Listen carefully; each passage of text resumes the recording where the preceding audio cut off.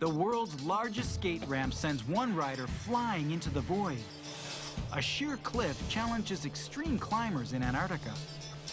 And lightning strikes again and again in this electrifying performance. Your world, daring, breathtaking, unpredictable.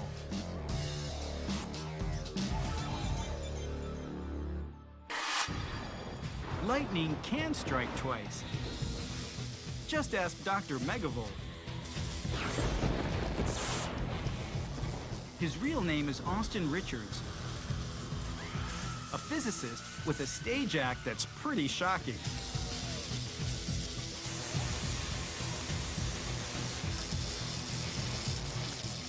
He interacts with giant transformers capable of generating 1,000,000 volts and frying human skin like a hot dog.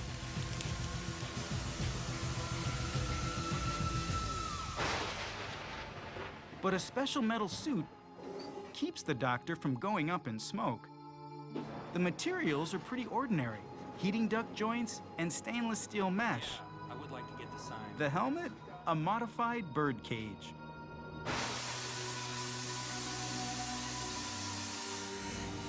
Whenever a charge hits, Dr. Megavolt doesn't feel a thing. The suit conducts the lightning around his body and into the ground.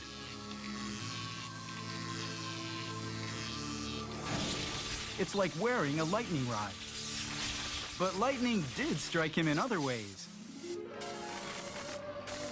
Meet Mrs. Megavolt. The good doctor's wife also risks her life to join him under the coils. This couple takes, for better or worse, seriously. The electric superhero even made his wife her own customized Megavolt suit. Love at 1,000,000 volts.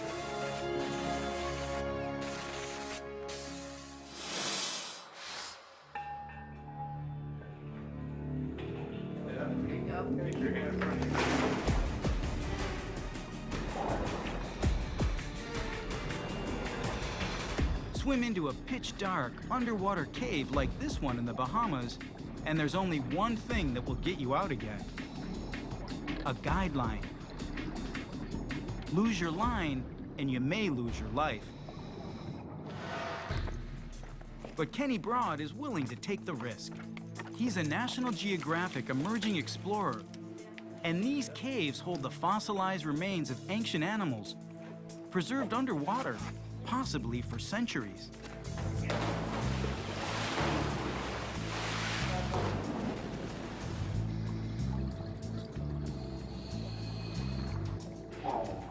The team starts by laying down an essential guideline that will lead them out of the cave. The waters are crystal clear now. All it takes is a diver to stir up sediment, or a rock to fall from the cave roof, and it turns into liquid mud.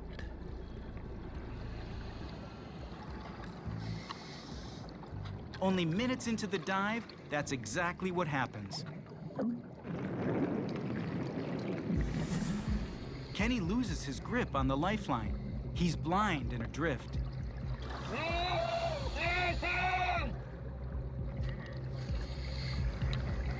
He manages to grab a teammate's leg.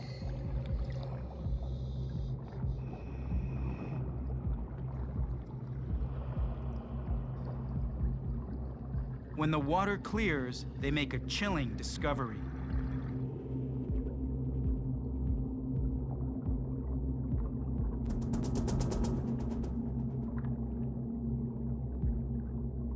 It's a diver who disappeared in these caves in the 1970s. His body was never found. It's been here for the past 30 years.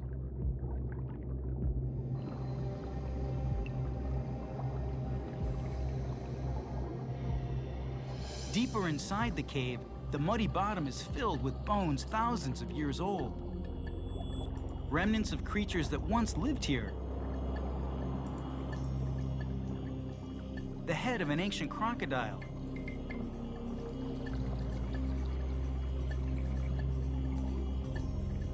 species of turtle, now extinct. The dive is paid off. Got it. Wait a minute. It's an anthropologist's gold mine.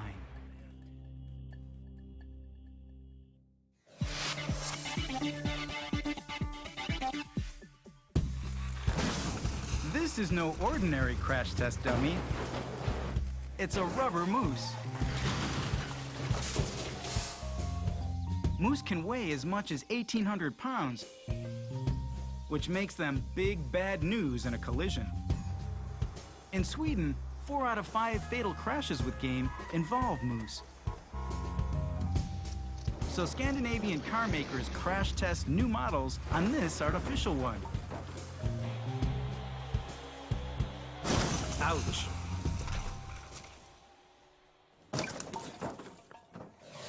Anouk, speak! Speak! Anouk, speak! Speak! Dogs are natural athletes. Anouk, up, up, up. Ready? Ready? Up, Anouk. Look, look, look. Up, up, up.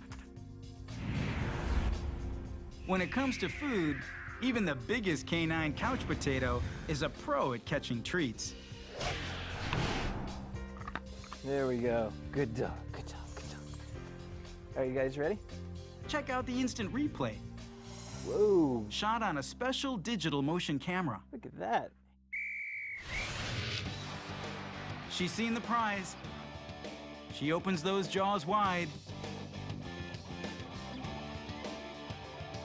She jumps.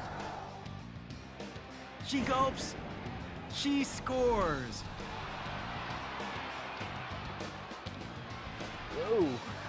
And then back down to earth Oh, for the final chew and swallow. Good dog. Feeling a little tense? Having a few aches and pains? Well, ditch your doctor and just start laughing.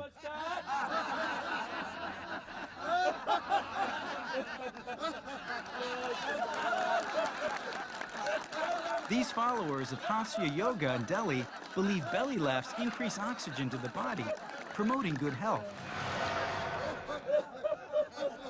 And that's no joke.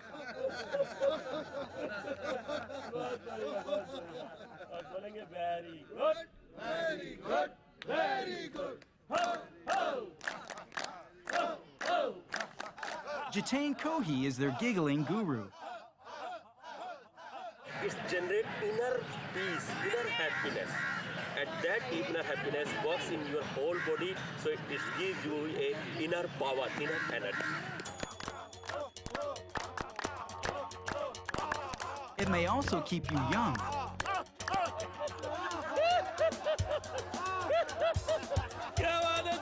Little kids laugh more than 300 times a day.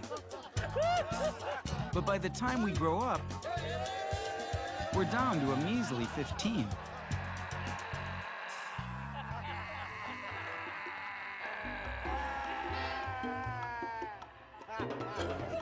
The best part, laughter can be contagious, as you might soon find out.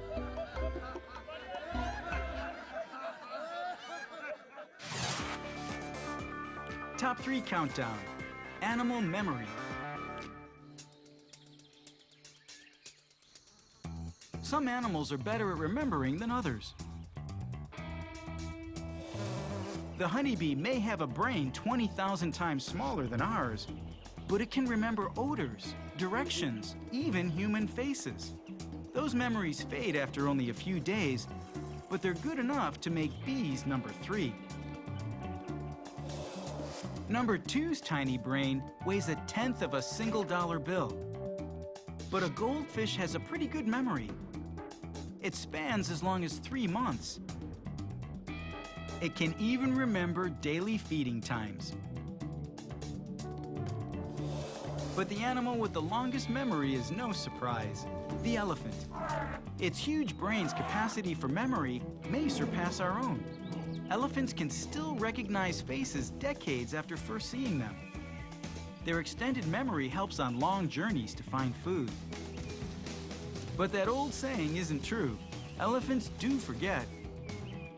Eventually.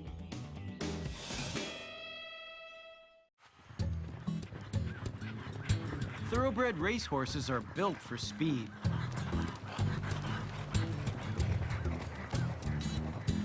Humans are still breaking track records, but these animals, with their massive heart and lungs, are already perfectly adapted for velocity. In fact, it's probably impossible to make horses run much faster.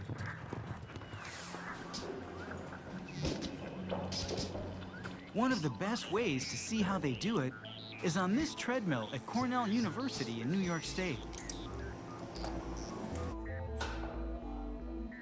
Kai starts at a walk, but the 7-year-old is bred to race and eager to run.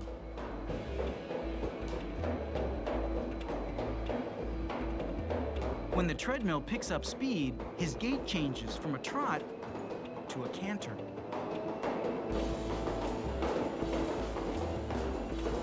This horse has a heart the size of a volleyball, pumping up to 75 gallons of blood a minute.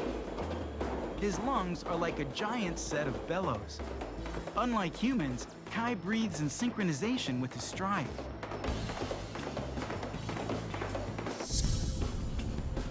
Hooves extended. Breathe in. Hooves together. Breathe out. With each breath, 21 gallons of air travel 4 feet from his nose to his lungs and back out again.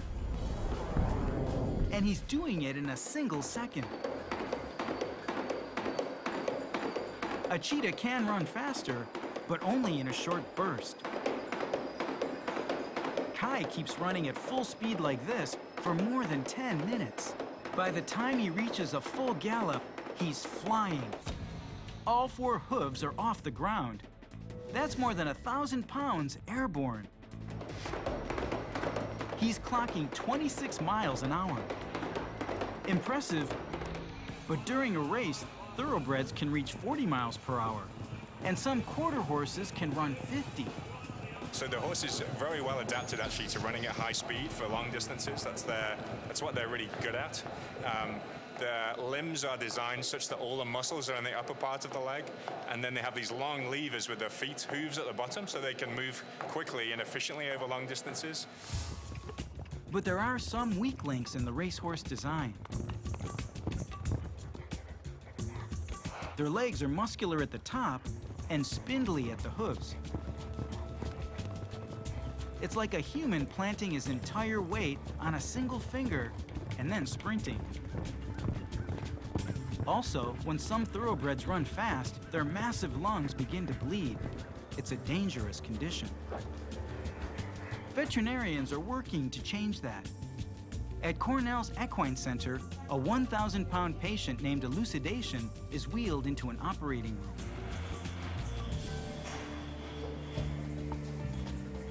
Dr. Norm Ducharme has pioneered surgery that improves the flow of air in lungs that are prone to bleeding.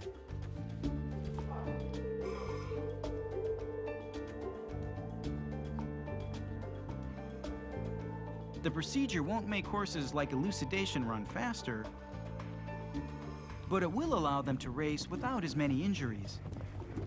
So their massive lungs work just fine.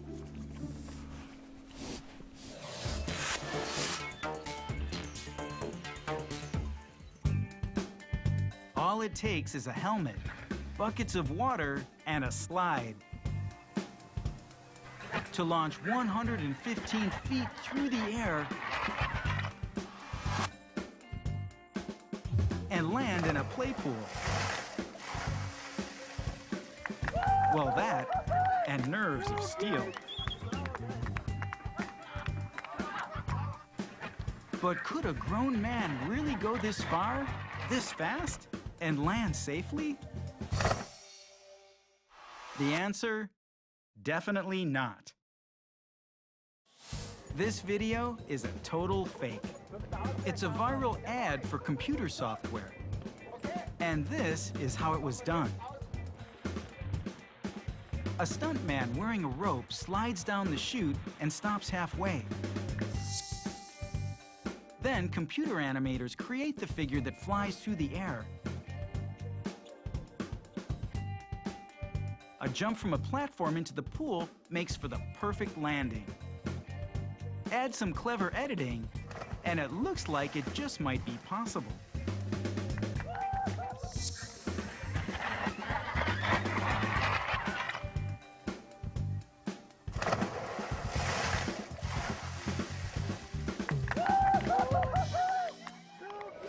It's the perfect wave.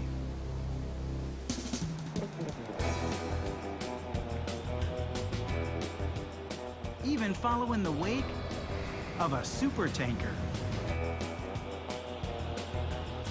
These Gulf waters off the coast of Texas are usually pretty flat. But container ships heading for a busy port kick up some pretty serious waves. So surfers hop on a boat, drive out to the shipping channel, and wait for a tanker to sail by.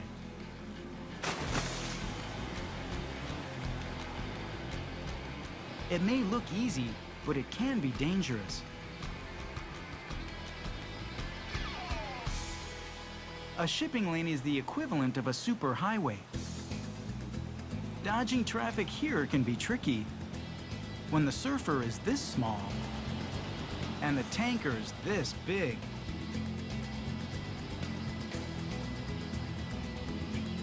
And if something goes wrong, they're nowhere near shore.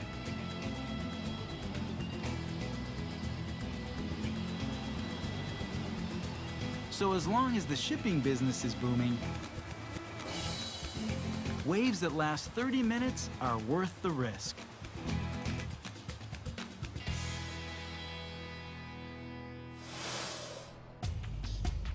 Rakikniven is a vertical wall of granite that towers over the icy landscape of Antarctica.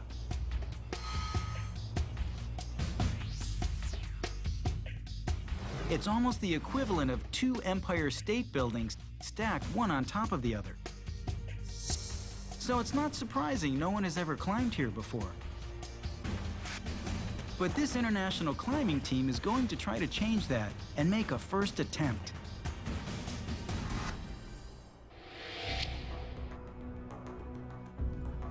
We'll throw the beaner. Oh, okay. It lands either numbers. A game of chance decides who will lead the climb. Yep. I'll just pick a number between 1 and 10, John. 3. 7. There's 9. Conrad, you're leading. Conrad Anker, an experienced Antarctic climber, is up for the job.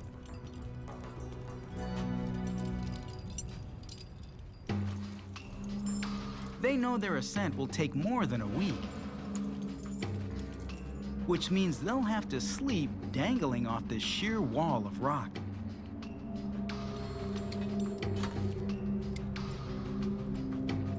Conrad has no pathway to follow, no handholds to grab onto.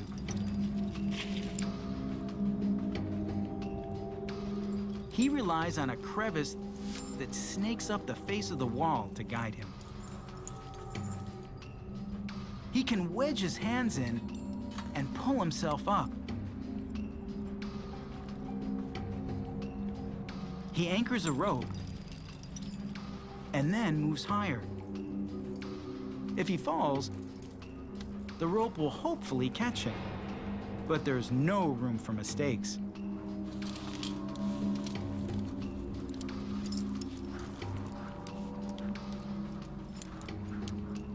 Since they'll need to make camp, the team hauls up 1,000 pounds of gear.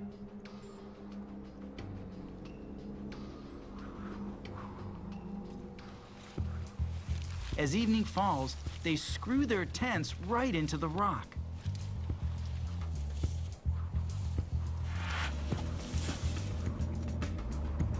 It's like a cocoon dangling into the abyss.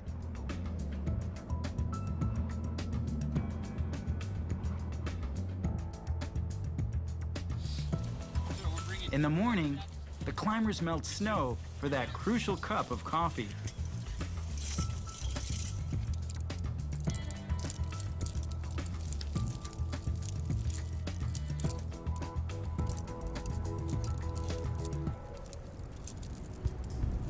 With every gain in altitude, they shred their freezing fingers.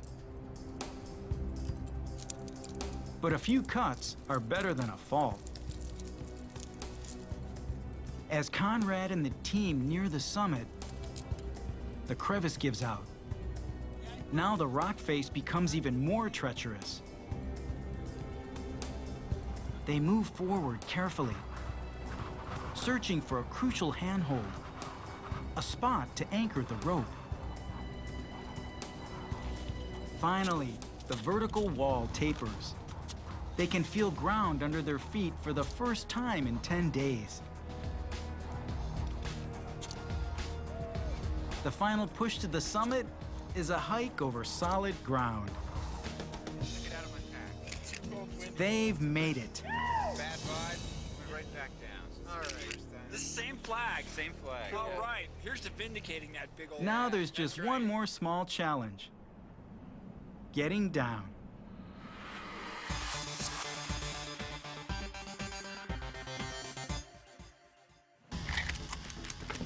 CritterCam is an ingenious little camera designed by National Geographic that's attached to animals, so we can see what they're doing when we're not around.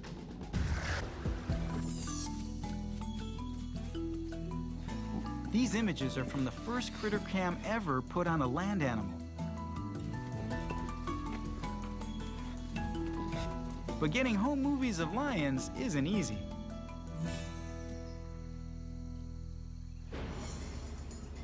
To attach the CritterCam, biologist Lawrence Frank and his team in Kenya first had to tranquilize a female.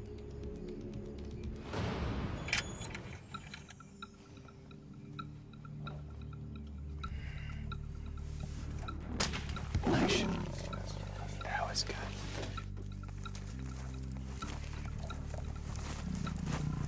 She's down, but not out. They need to give her a stronger dose.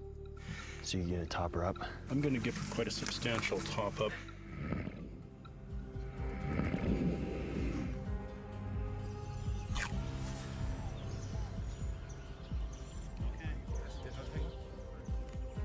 Finally, the camera is ready to go.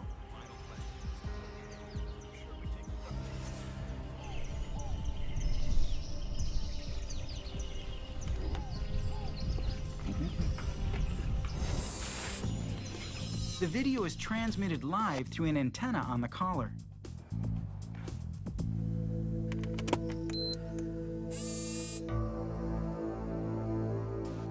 She recovers and heads for the place where humans dare not follow, a lion's den.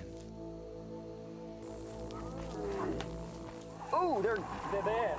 Oh my God, look at that. We got them all greeting each other. Wow, wow, wow. Look at that. She's right in the midst of the whole gang. The cubs are caught on camera. These are intimate moments within a pride. Behaviors that usually aren't observed. Through CritterCam, we get to watch these predators up close, safely, even at dinner time.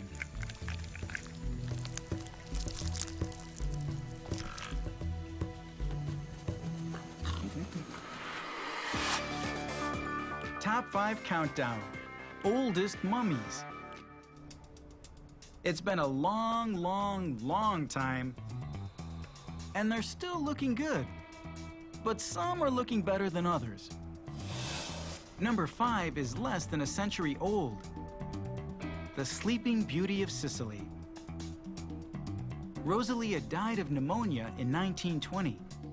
A local chemist mummified her using a form of the preservative formaldehyde that prevents bacteria from destroying the tissue. Number 4, the Ice Maiden of Peru. This remarkably preserved mummy of a little girl was found frozen on an Andean mountaintop. Archaeologists believe she was sacrificed to the gods 500 years ago. Older still, number 3, the bog bodies of Northern Europe. Some of these mummies are over 2,000 years old. They were cast into these peat bogs, then accidentally preserved by the cold and acidic waters. In other words, they were pickled. Number 2. Egypt's royal mummies were preserved 3,000 years ago. For the royal treatment, all the organs were removed. Then the body was cleaned, dried, salted, and wrapped up tight. Number 1. The oldest mummies. The mysterious bodies of China's Tarim Basin are close to 4,000 years old. They look Caucasian, but DNA research shows they're of mixed Asian, Indian, and European ancestry.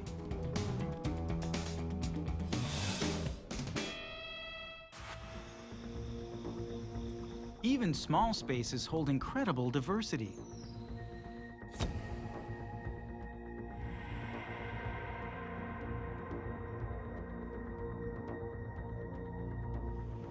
So National Geographic photographer David Litzschwager is setting out to record every type of life that can be found in a single cubic foot.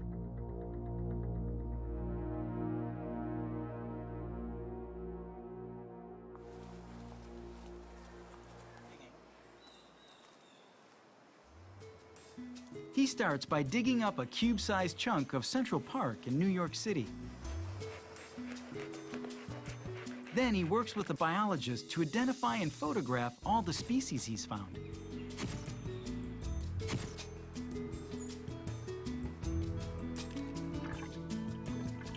His team samples a coral reef in the South Pacific,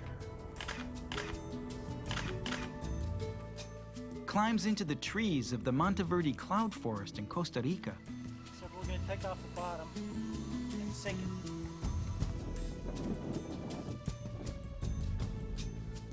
collects the vegetation at Table Mountain in South Africa,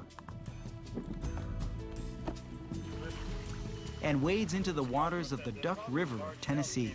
You want a kiss? They are cute. Going through the habitat samples takes 3 weeks of painstaking work. Oh man, there's so much stuff in here. Each creature, down to the size of a millimeter, is coaxed out of the cube. Tiny insects picked out with tweezers. Each leaf and flower identified. Keeping the animals still for their turn on camera is a challenge. So little.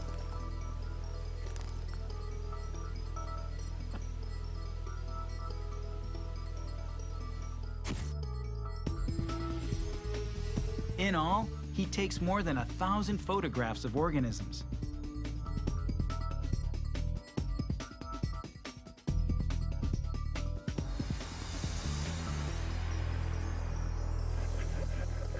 He hopes it will help people appreciate the complexities of ecosystems that are just underfoot.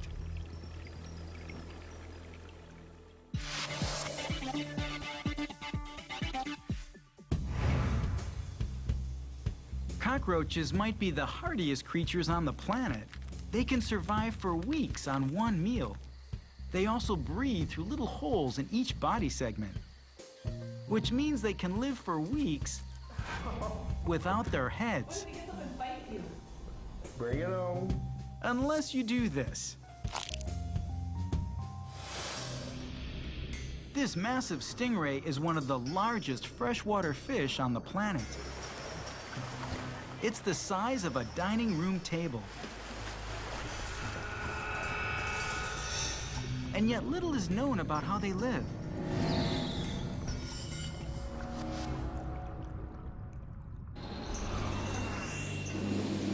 So Nat Geo grantee Zeb Hogan has come to Thailand to monitor their movements. But first, he has to catch one. It's going to take some serious fishing gear.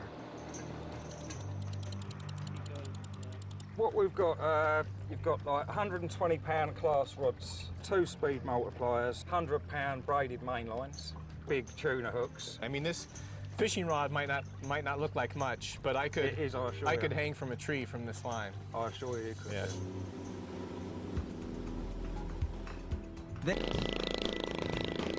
They have to move her to shore carefully. These fish can kill with a swipe of a tail. She weighs between 550 and 990 pounds. Nice catch, you guys. Oh, it's a monster. It takes 12 men just to get her into a wading pool. Let's go.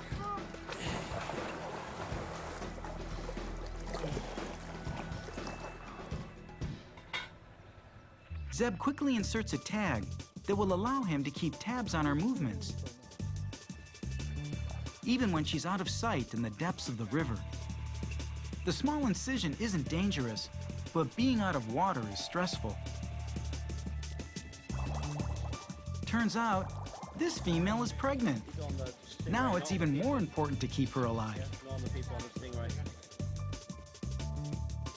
So the team throws her back in the water. Or with a fish this big, they have to push. Good luck. That was a huge fish. Nice, guys. Good job, guys. This map shows the spread of a pandemic virus that went global in just one day. The virus was dangerous, even deadly, if you're a hard drive. This was the impact from the Code Red computer virus, July 19, 2001. Just like biological viruses, digital worms had populated areas first. In just one day, some 360,000 computers were infected, which is probably faster than the flu.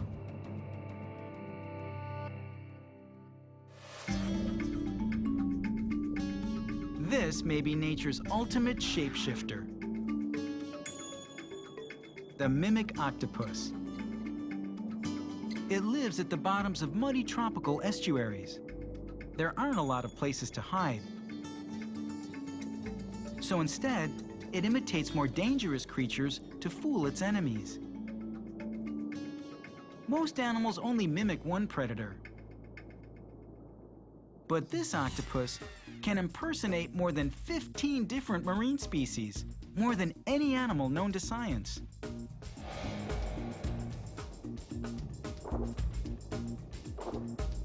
Want a way to get around the riverbed? Turn into a flounder. Annoying damselfish yanking your chain?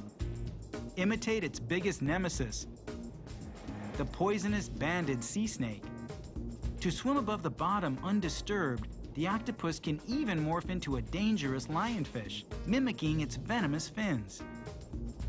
But if all else fails, this master of disguise can still fall back to a familiar defense tactic: a face full of ink. A spinning coin, a common enough sight, but it holds an unusual problem.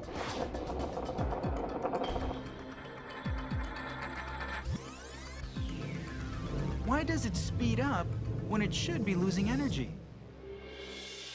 Are you ready? A special digital cinema camera may provide some clues. Nice. Whoa.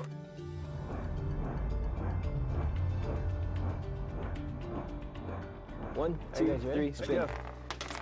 Oh. Nice. It was another coin. With a flick of a finger, the coin starts spinning.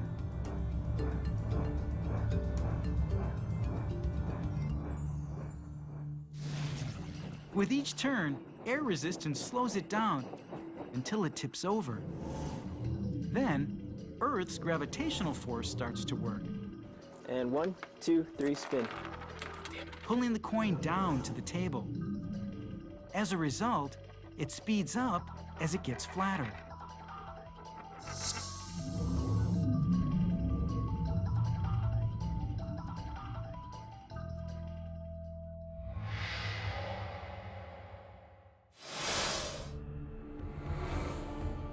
The Sphinx is one of the ancient world's most famous monuments. But Egypt doesn't have just one Sphinx. There are hundreds. Many are still hidden under modern-day asphalt and apartment blocks. So archaeologists in Luxor are unearthing sphinxes stone by stone. This dusty road was once lined with 1,000 of the mysterious sculptures. The Avenue of the Sphinxes.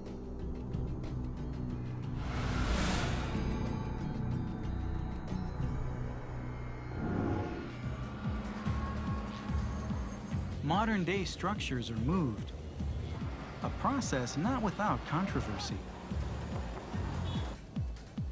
And then the archaeologists start to dig.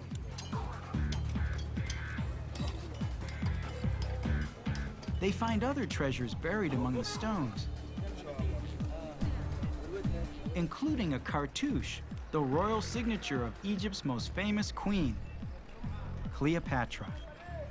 الملكة الجميلة اللي حكمت مصر في نهاية العصر اليوناني وأمرت بترميم هذا الطريق. على هذا الأساس عثر على خرطوش الملكة كليوباترا بين الكباش.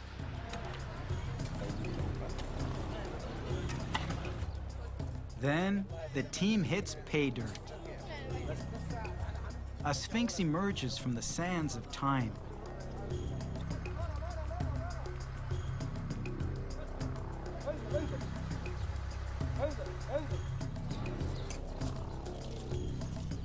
Only a third of the area has been excavated so far, so more sphinxes are hidden. Waiting to be found.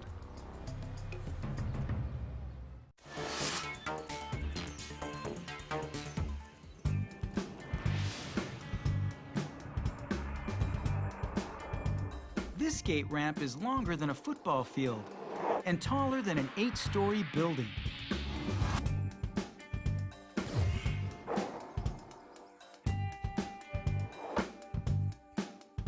Which means that a skateboarder can hit 55 miles an hour before launching over the 70-foot gap. Seems a little too dangerous to be true. So does this story really fly?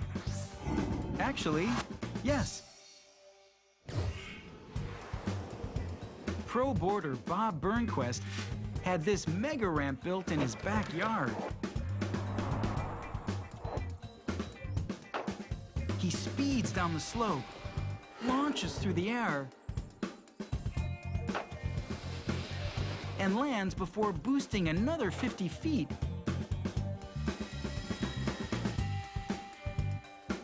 The largest skateboard ramp in the world. It's not for the faint-hearted.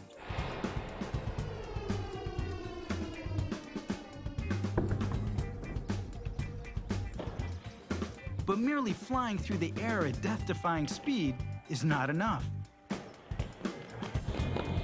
He adds on tricks. But some don't go according to plan.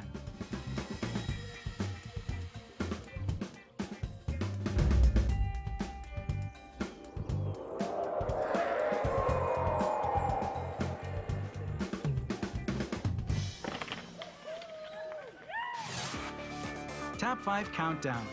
Animal hearing. Humans can't hear this whistle, but this dog can. Check out some of the best listeners in the animal kingdom. Oh, you're a good dog. Number 5, the mosquito. To you, it might sound like an annoying buzz, but to a male mosquito, this high-frequency whine is the sound of love, a way to zero in on a willing female. Number 4, the pigeon can detect even fainter sounds, like wind blowing across a building. At number 3, the praying mantis has ultrasonic hearing, which provides an advance warning of bat attacks.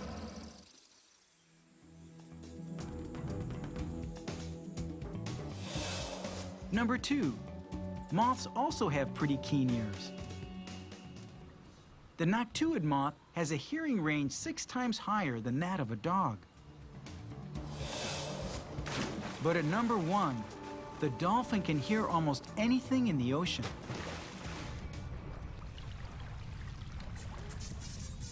even though their ear holes are the size of crayon points. But just like humans, they lose their hearing as they age.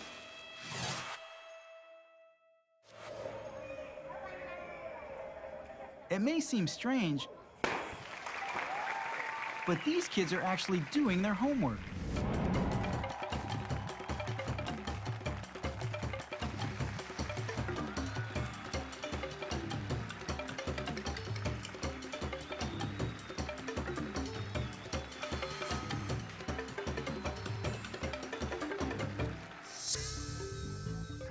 They're students at an unusual circus school in Cambodia.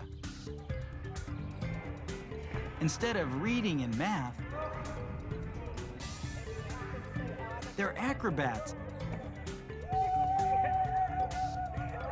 and contortionists.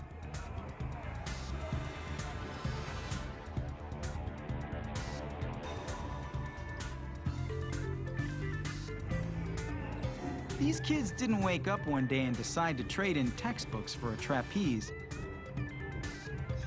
Most had difficult lives, and this is their chance to find their way in the world. ខ្ញុំនៅហ្វាតាំងពីអាយុ7ឆ្នាំតែ7ឆ្នាំខ្ញុំអត់ហាក់សៀកទេពេលខ្ញុំ7ឆ្នាំខ្ញុំមករៀនធម្មតាមករៀនលេងរហូតដល់ខ្ញុំអាយុ11ឆ្នាំខ្ញុំចាប់ផ្ដើមចូលហាក់សៀកនៅពីមុនខ្ញុំជាក្មេងរត់សម្រាមតាមផ្លូវ School founder Kuhn Dek grew up in a refugee camp. Circus training offered him a way out. Now he incorporates traditional Cambodian arts and music into the performances.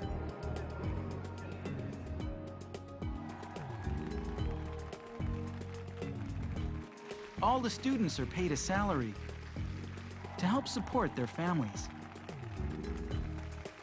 The best graduates have gone on tour all over the world.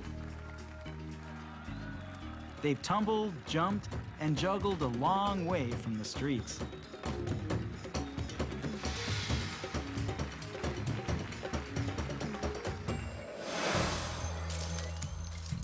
Lego bricks, a fun toy. But what happens when you take them away from the kids and give them to engineering students? They develop cheap robots that could be used in the real world someday.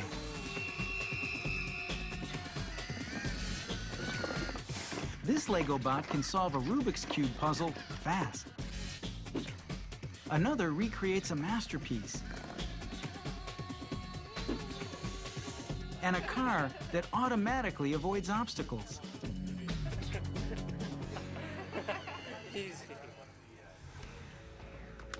They're all made with a Lego Mindstorm kit. It comes with the usual plastic bricks and a microcomputer that acts as a robot's brain. It can be programmed on any desktop computer. Try it, let's jam it up. 36. Someday, you might find these on the road for real. They drive themselves automatically. All right, moving back. Using light sensors.